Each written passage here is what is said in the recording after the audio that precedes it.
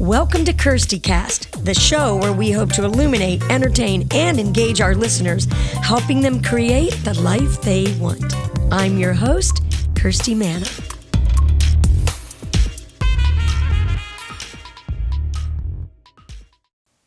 Hi, I'm Kirsti Manna, and thanks for checking out KIRSTIcast.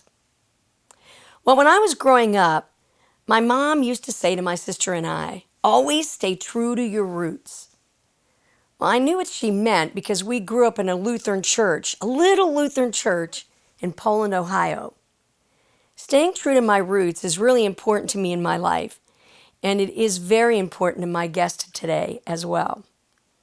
Staying true to your roots can sometimes leave you feeling very alone because in our culture, being popular is, well, popular. But I believe it's important to stay connected with your roots and not deny who you are or where you came from. The same can be said for entrepreneurial roots. You know, when you're focused and you have really great plans, your business can really thrive. And when you invest in yourself, there's a pot at the end of the rainbow. Trust me, I know that from real life experience. Being an entrepreneur is not just dabbling in every shiny subject, but in putting down roots and nurturing what you have planted. As a creative artist, I've met some other creative artists who seem to deny their roots. You know, they're not really sure of how to express who they really are because they think it won't be the popular thing to put out there. Here's some homework for you, for all of you listening. Make a list of 5 artists who were true to themselves in their musical brand and in their sound. And even if it wasn't the trend. And make a list of 5 entrepreneurs who didn't give up on their idea and became really, really successful. Then make a list for yourself of all that's unique and true about you as a creative entrepreneur. The next step is to study the market, understand how it works, research the competition, and remember that success leaves traces. Always be a student while staying grounded. I love this quote. Focus on faith and grow your roots strong and deep so no one can make you believe in something that is not good for your soul. And then keep on keeping the faith. Don't go away. We'll be right back for the Shero Spotlight.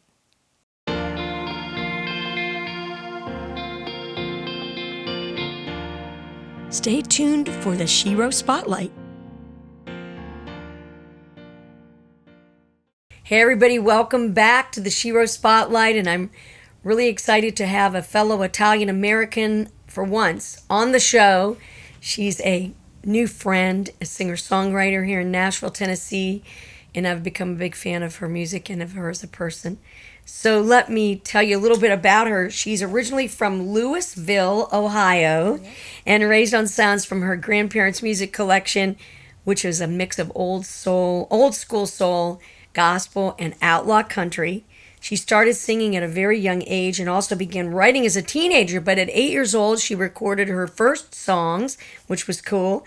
And then she recorded a first batch of original music at age 15 and scored a hit with her song Child of God, which debuted on a national Southern gospel radio chart.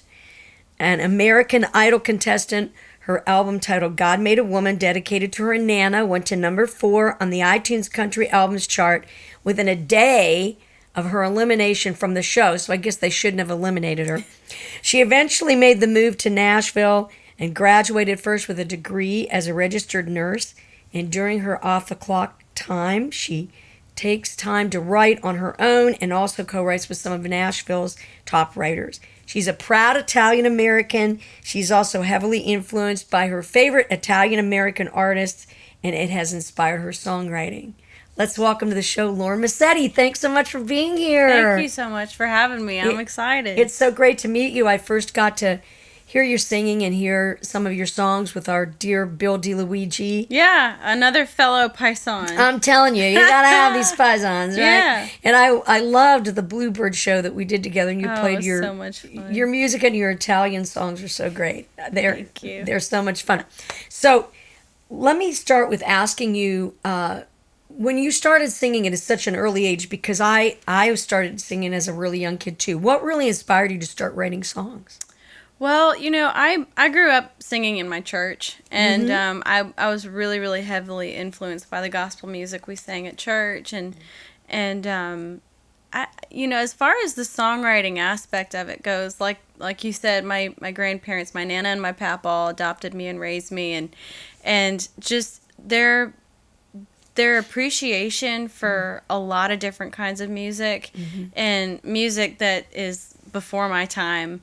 Right. I just grew up loving it all and wanting to be a part of it all in some way. I knew I loved the creative process. Yeah. And so, when I was maybe 3 or 4 years old, I had this little toy tape recorder that I would just make up little jingles on and just play it back. And I loved just the poetic aspect of it. I don't know. I just knew I always wanted to be a part of creating the music that I love to listen to. Right. And so I'm not really sure. It probably stemmed a lot from just listening to their music collection and listening to the church music that I grew up around. But I don't know. I think it's a combination of those things. How did you start figuring out songwriting? Do you remember that part of it? Well, we were talking earlier about Branson, Missouri, and and when I was 12, I did shows out there, really? 6 shows a week with a guy named Gary McSpadden. Wow, who was a wonderful inspiration and dear friend. And so, just being out there and being around entertainers all the time, they played country music all the time out there, and I already loved country, but just seeing people making a living at doing that. I don't know. I wanted to start playing an instrument because everybody in Branson plays an instrument in the shows. Yeah. And my papa also plays guitar, and so he sat me down when I was 12, 13 years old, showed me my first chords, and so the little poems and jingles that I was making up at 3 or 4 years old, I loved poetry, and so by the time I picked up an instrument, I just kind of started merging the two. Right. And personality-wise, I've just always loved educating myself on the process, no matter what it is. If I really love something, I want to know how to create it, how to be a part of it. And so whenever I would listen to old school music, I was that person that always wanted to look at the liner notes and see, who wrote this. I know some people go most of their lives and don't realize that, the songs that they're listening to, the singer didn't actually write them. Exactly. And I just, somehow I grew up just knowing, no, there's somebody behind that, And so I've always kind of been an old soul. I fell in love with writers like Jimmy Webb and Bob Dylan and Paul Williams is one of my huge heroes, and a lot of them. Don McLean is another one, and just I just loved listening to their take on their songs, and I don't know, it was just kind of what I've always loved, and tried to educate myself on it as much as I could. Well, it's really interesting you say that about wanting to know about the songwriters, because my mom loved Jimmy Webb and Paul Williams, and she would always talk to me about, who she also was really interested in that. So I just kind of got interested in that too. And of course, it was always fun to read liner notes, you know, of albums. And my Nana was the same way. I mean, she was very educated on, who wrote what, and just, I mean, she doesn't sing or really play anything, but she has a passion for good music too. So she was very influential in that. That's really coincidence. My mother always loved MacArthur Park. She just thought that lyric was so interesting. Someone left the cake out in the rain. And I always thought, what in the world does that mean? And then you grow older and you go through some stuff, and you're go, like, I get what the cake is now. Yeah. But that's funny. So tell me a little bit about your experience on American Idol, because so many people, that are singers that are trying to make it in the business, they think that those shows are the answer, and I know you can learn a lot from those, and there could be a lot of disappointment. So what was your takeaway from that? I prayed a lot about it before I went on there, and it was kind of a situation where one of the producers or scouts, they have a lot of people that will reach out if they see your videos on social media. Okay. And they'll reach out and not necessarily encourage, not necessarily put you in the front of the line, but they'll encourage you, hey, we think you're really great, you should submit a video, or you should come audition in this town, or whatever. And I had a guy that reached out to me and just kind of nudged me a little bit, and I thought about it, and I prayed about it, and I talked with Nana, and I'm just like, I really don't have anything to lose, and it ended up being a really, really great thing for me. Oh, cool.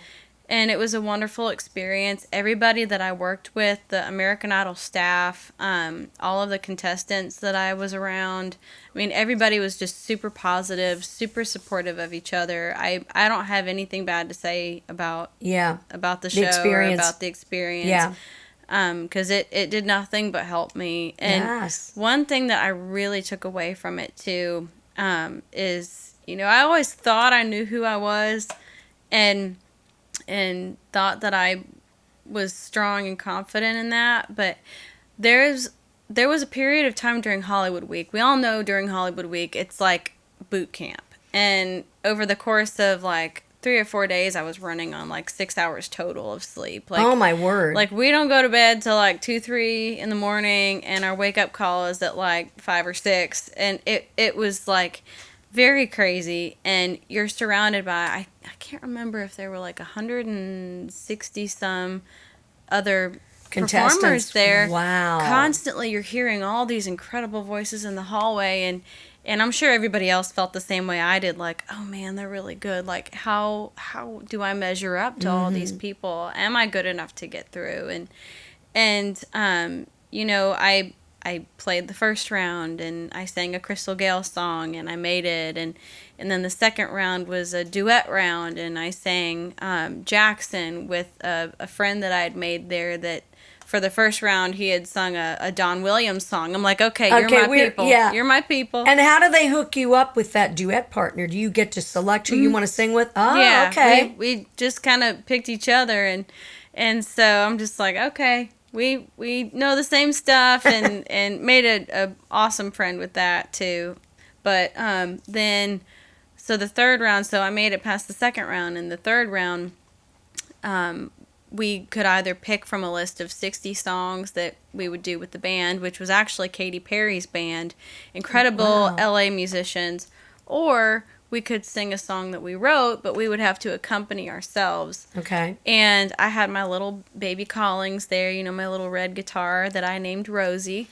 And it's always important to name a guitar. It is, for sure. But anyway, like, I went through this whole thought process, and again, it was like midnight, 1 o'clock in the morning, and I'm going through this list of songs, and I'm just like, I don't really know any of these. I'm very old school. I don't know a whole lot about mainstream pop music. Right. And I'm just like, I need to do a song I wrote anyway. Like, how am I going to express the kind of artist that I am and that I want to be if I'm singing somebody else's songs? And so I get up there during sound check the next day, and I had decided I was going to do God Made a Woman because it means a lot to me. And that's a great song. I love that song. Thank you so much. Girl power. Yes. But anyway,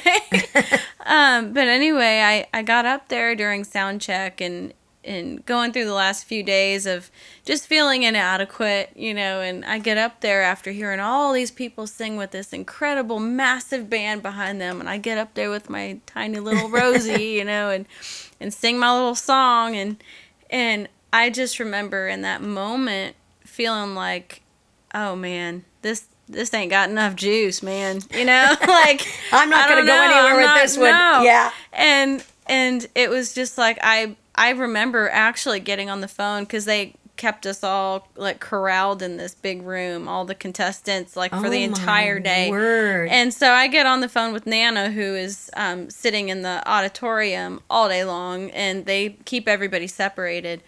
And I'm just like, I don't know if I can do this. I don't know if I'm good enough. And so I get off the phone, and a handful of the other songwriters that they had ended up making it, like, we became friends later. We all made it into the top 40, but a few of the contestants came up to me and they're just like, hey, that song that you just played, God Made a Woman, did you write that? And I said, yeah. And they're just like, that was amazing. And they were just being so encouraging. And it just, I'm not even sure they realized how much that turned my whole entire attitude around. Just hearing other songwriters giving me positive, encouraging feedback. And Sure. And so I'm just like, okay, maybe it's not as bad as I thought it was. And so then I get up and actually perform the song. And I got a standing ovation from all of the judges and the audience. That's fantastic. Like, it ended up being, like, my favorite moment on the show.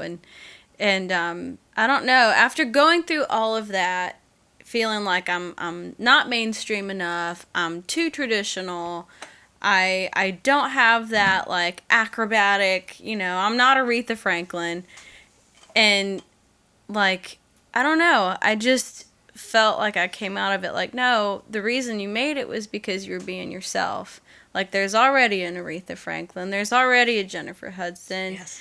And, I think that the thing that I thought was my weakness ended up being my strength and the thing that empowered me. And so, that's great. Yeah. And so I've taken that and kind of tried to apply it to, coming back to Nashville, trying to do the grind and just work really, really hard. And Nashville is the exact same way. That concentrated atmosphere that I was in, it's like, you're constantly, you feel like you're having to prove yourself all the time. Yes. But I think the biggest, piece of wisdom that I've gotten is comparison is the thief of joy. And, if you're constantly comparing yourself to other people, you lose track of the purpose and the destiny that God has already planned out for you. That's so true. And that's really well I know said. I'm going on and on and on about this, but I learned think it so important. much. Yeah. But and I don't know, that's kind of what Larry Gatlin, I met Larry Gatlin out in Branson. He's been a good friend of mine for a long time and was a big encourager of me when I moved to town. And that's what he told me was the biggest thing. Don't ever compare yourself to other people. Right. Like, I know it's easy to look at somebody else and think, oh, they're doing the same thing I'm trying to do, and they're a little bit ahead of me at it. And Larry said, don't ever look at it like they're in your spot. They're not in your spot. They're in their spot. Right. And you have a spot, and, just take peace in knowing that you're in your spot. I was going to say that I watched that Academy of Country Music Awards show that was on, I think they had the rhyme, it was on about 3 weeks ago. And I love what Shania Twain said when she got up and said, all of you songwriters out there, take the word follow out of your thought vocabulary, because then you'll find out that you're on the right path, which is your own path. Yeah. And I think that's so true. And I think, too, as women, we really find ourselves comparing ourselves to other women. I don't know what that is about our species. It's ridiculous, but it's really true. And I think maybe that's part of the thing with American Idol is to see how they're going to wear people down, to get them all, together. I remember that in music school, when you'd go in a rehearsal room and you'd be practicing and you're making mistakes and you're hearing the person next to you is just playing it perfectly, and it's, it really shows you what you're made of when you can get up and stand there and perform and do a great performance that moves people, because you said you had people asking you if it was your song. Yeah. And that means that you did a great job. Yeah, and that really was a huge encouragement to me and meant a lot. So Yeah. That's nice. So what do you love about being a songwriter in Nashville? I know we talked about this recently, if you wanted to pursue the artist thing or the songwriter thing or what you wanted to do. What do you love so much about being a songwriter?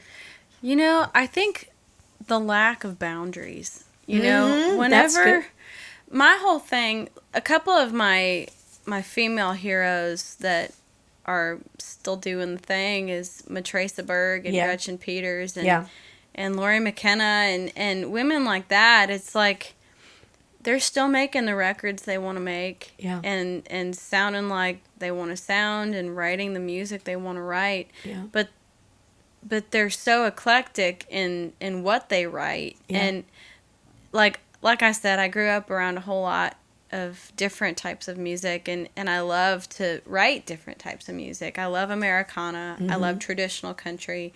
I love bluegrass. I love soul music. I love R&B. And it's like, I don't know, like, as an artist, one of my biggest heroes is Linda Ronstadt. Yes. And I mean, I don't know what it was about that time. You could get away with, putting everything all on these record. different eclectic kind of genres. Yeah. It's kind of like on a playlist now, there's all these different genres of songs on one playlist. It's true. It's like, I don't know, I feel like the songwriter life, it allows you to do that. And I get just as excited at the thought of another artist wanting to cut my songs and tell their story, Yeah.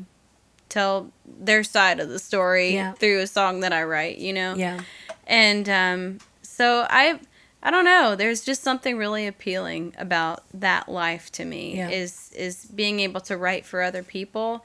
And then if I want to record a record, I can record whatever kind of record I want to. I can write whatever kind of songs I want to write. That's true. Like, if I feel like I'm the only person I'm trying to write for, I think it's limiting, because in today's music industry, they want everything to be packaged and, well, this song goes with this song, and this song goes, like, they all go together. They all sound the same. They all have the same kind of vibe. Yeah, yeah. And it's like, I don't know. I like taking away those boundaries and kind of being able to write everything. I joke with Nana all the time because I write so many different types of music, and I've always said I'm kind of a publisher's dream and a record label's worst nightmare. That's hilarious. That's funny. Well, and too, artists have so much responsibility now. Yeah. Oh my gosh. They have to be their own marketer. They have to be posting all their stuff, unless they can afford to have people, on their team that can do all those things for them. And just the responsibility of being an artist. Yeah. It's a lot. Yeah, it is. I really think it is. It is a lot. And I look at a lot of the artists today, and with social media, I'm a pretty laid back, introverted, and private person, and I know a lot of the artists are too. Actually, more so than not, I think they are. I think it's true. And they're having to put a face on every day, and just be present for the fans, because you want to show the fans that you respect the fact that they listen to your music and stuff, and give them something to see every day, and be personable. And I think that's wonderful. And I love to do that too, but it's like, sometimes being an introvert, that takes a lot. It does. When think there are a lot of artists that were kind of shy. Like, I think Ronstadt was shy. Prince. Oh, yeah. Barbra Streisand. There's a lot of people that had these big voices and these big careers, and you don't even think about the fact what they, how different they were when they weren't on stage. Yeah. So I can't talk to you and not talk at least for 1 minute about this Italian American thing. Yes. And your song, Forget About It. That is so great.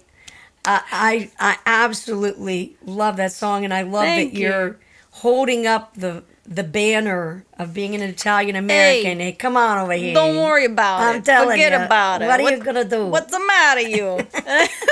It's so hilarious. When Bill and I first moved to Nashville, I'd have people say to me, "Are you from Jersey?" No, I'm not from Jersey, but I'm from Youngstown, Ohio, and they talk like they're from Jersey there. Yeah. Now, when I go back, I get that accent going a little bit again, But it's just fun to do that. I don't know. They call us all anybody that's from the North, even if you're from the Midwest. You're a Yankee. Yeah, right. But, right. So, what inspired you to write some Italian songs or Italian-esque songs? Yeah. Well, Forget About It was inspired. Dean Martin is was born and raised in Steubenville, Ohio. Yeah. And Dina Martin was another friend that I had met through. It's kind of a long story. When I was out in Branson, Missouri, I met a woman named Jana King Evans, who was a singer on Nashville Now and the Ralph Emery Show. And I know her. And she introduced me to a lot of people out there that were doing shows and living out there, and Dina Martin was one of them. Oh, cool. And she ended up being a really good friend of mine, her and her husband John, and she found out I was from Ohio. I was maybe 13, 14 at the time, and she's just like, oh, well, we have a festival every year in Steubenville for my dad. Why don't you come out and sing? And, oh, my gosh. And for a handful of years in a row, I was a part of that show, and it was just so much fun. And I got to sing with Dina, and we did duets together and group numbers, and it was just such a blast. And it ended up being just like a massive Italian festival, and a lot of the actors from New York, like Law and Order, The Sopranos, Goodfellas, those actors would come to the festival. Some of them would be the Grand Marshal for that year. Mm-hmm. Make appearances and that kind of thing. Yeah, because they were just massive fans of Dean Martin. And so there was one in particular, a guy named Paul Borghese, who was an actor in Law and Order and The Sopranos, and he was also a producer and director, and he's become a dear friend of mine. And actually, I call him Uncle Paulie now. And so, like, I gave him a mention in my song, Forget About It, to Uncle Paulie. But anyway, we became friends through the Dean Martin Festival. And up in Tappan, New York, which is about 25 minutes outside of the city, the Blauvelt Sons of Italy out there started having their Italian feast in September, around the same time as the San Gennaro. But it's such a cool event, and we finally got to do it again. I think it was my 11th or 12th year doing it. This past September. You're going to be the Grand Marshal before too long, I mean. You know, all those guys have just become like family to me. Yeah. They're all just such wonderful people. They're like my family up there in New York, and so anyway, I moved down to Nashville, and after having all this experience up north with Italians and my heritage, and I get called a Yankee when I moved down here, and I'm like, is that still a thing? I guess I it think is. so. I don't know, and I'm just like, well, you know, I have met a lot of people up there. First of all, I'm very proud of my heritage. And second of all, I have so many people that I love from the North that are just salt of the earth people. Yeah. And they're the New Yorkers that talk like it. Hey, don't worry about it. Forget about it. And I'm like, I'm going to write a tribute to my friends up in the Northeast called Forget About It. So I ask all of my guests this. What is your power word? My power word. Yeah. You have a power word? You seem like you'd have a few. You know, I'm very strong in my faith. Right. And I'm a Christian. I love the Lord with all my heart. And my power word, I think, changes periodically. My power word is always Jesus. Mm-hmm. He solves everything. He's the Prince of Peace. Yes. He fights my battles. So I guess my power word would be Jesus. That's a good one. But, I think that's the most powerful one you could pick. But yeah, my power word in following that kind of tends to change based on where I'm at in my spiritual journey with him and in my walk. And I don't know, over the last year and a half or so, I've been praying a lot for discernment. Mm-hmm. And just asking the Lord to open the doors that he wants me to walk through and make it, if it's of you, Lord, make it easy and I'll walk through it. And if it's not easy, if I'm having to force it, I'll know it's not of you. Close that door, protect me from the things that you don't want me involved in. And so that's been my word for a while. And then I've been in my prayer life recently, the word that keeps coming up is authority. And just having the spiritual mindset to know that he has given me the authority to claim things as though they were in his name, in the name of Jesus, and to walk in that authority. That word has been very helpful here recently because personality-wise, I kind of have, and I've tried to not claim this over myself because I believe the tongue is a very powerful thing. And if you claim something over yourself, you're opening that door to it being so. Yes. But I kind of have imposter syndrome a little bit, and sometimes when good things happen or a big opportunity comes up, it's just like, oh, do I have what it takes to, the whole artist thing. Yeah. I'm sure you deal with it too. We're always so self-deprecating. Yeah, it's true. And if you're an artist and you're not self-deprecating, are you even an artist? Right. I don't know. But anyway, insecurity is like the middle name. And right? I kind of try to use that in a healthy way too, because I think insecurity to a point is what drives you to become better. Oh, you don't ever want to have the mindset like I'm already the best at this. Yes. Like I never want to get in that mindset, because I really think it would hurt my craft more than help it. And so, but just walking in the authority to know, no, sometimes I deserve to be here because the Lord made a place for me, and I'm going to do what he called me to do in this moment. So yeah, discernment, authority, all in the name of Jesus. That's really beautifully said. Thank you very much. You're welcome. So leave me with this today. What are you the most grateful for? Oh, man.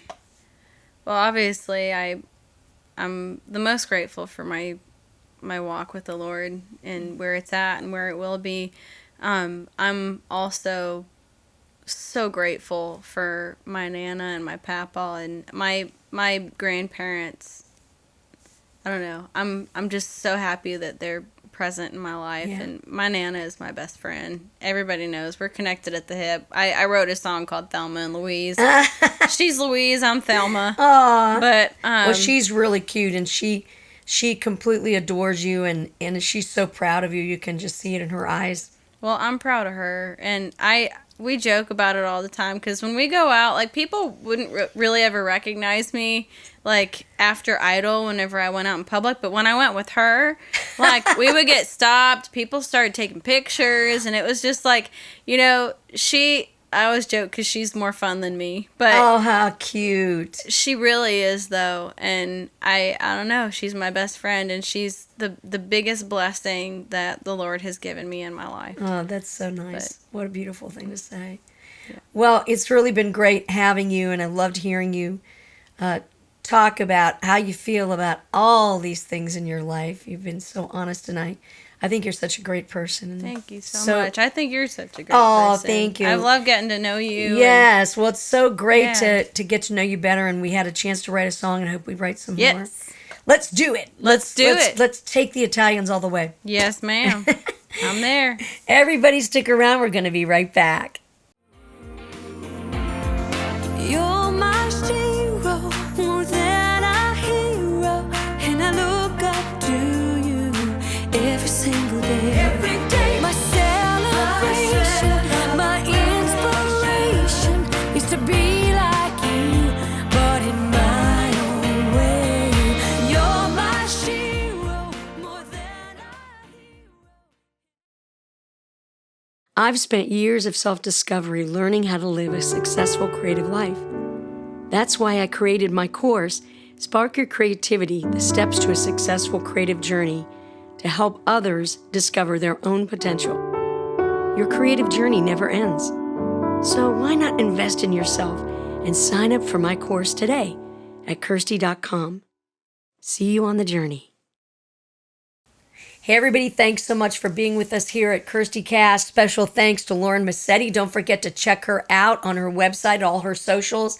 She's always on there singing, and it's always such a pleasure to hear her sing. I want to thank Lance Goodman, Wynn Adams, and of course Bill Warner and Warner Works for hosting this podcast today. If you know somebody or you yourself would like to be a guest and have an interview with me, you can email me at info@songwritergirl.com. Don't forget to check everything out that I love to do at Kirsty.com. Check out my Spark Your Creativity online course. And I'm going to be back soon again with another podcast, another amazing guest. Hope you're going to check it out, stream it, watch it on YouTube, share it, tell all your friends. Have a great life, and whatever you do, stay inspired.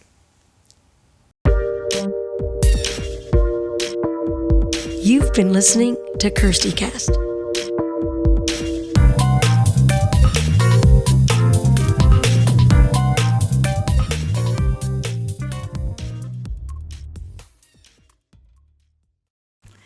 My name is Lauren Mascitti, and this is a little Christmas song I wrote called Christmas with You. This goes out to all the lovebirds out there.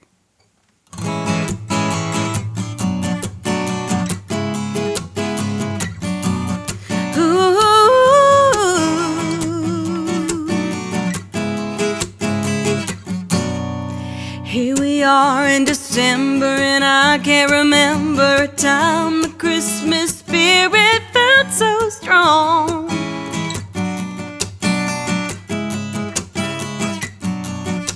Well, I might be crazy, but I'm thinking maybe it's 'cause your sweet, sweet loving came along. Oh, yeah, you do what you do, and I just come unglued, getting in the mood, looking forward to Christmas with you.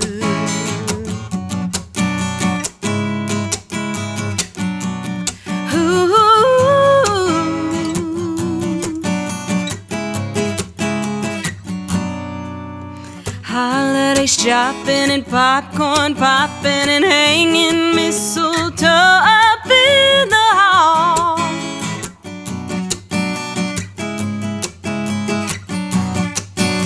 Praying for snow so you don't gotta go, baby. We can burn this fire all night long. Oh, I'm falling through and through, 'cause boy, you're just so smooth, getting in the mood, looking forward to Christmas with you.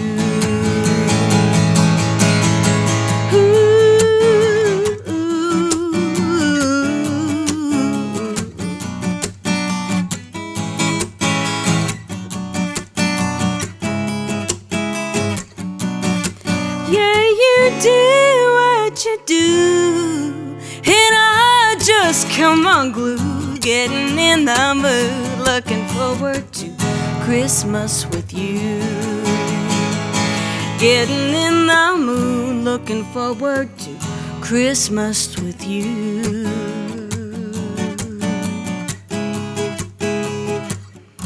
Christmas with you.